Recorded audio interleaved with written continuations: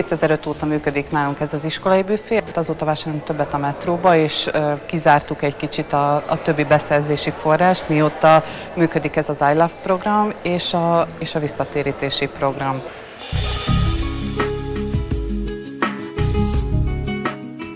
...2003 óta működtetem a vállalkozást. Vannak elemek, amik nagyon biztatóak és tetszenek.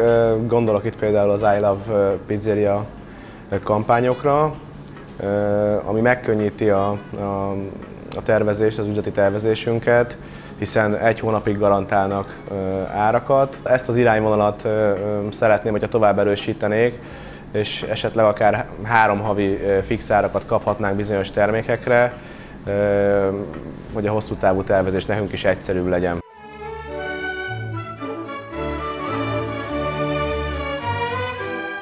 ...1996 óta vagyok önálló vállalkozó, azóta vagyok a metróval is kapcsolatban.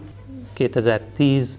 november 2-ától már csak itt vagyunk a Károlyi kastélyban. Itt menzát is üzemeltetünk, gyermekeket étkeztetünk.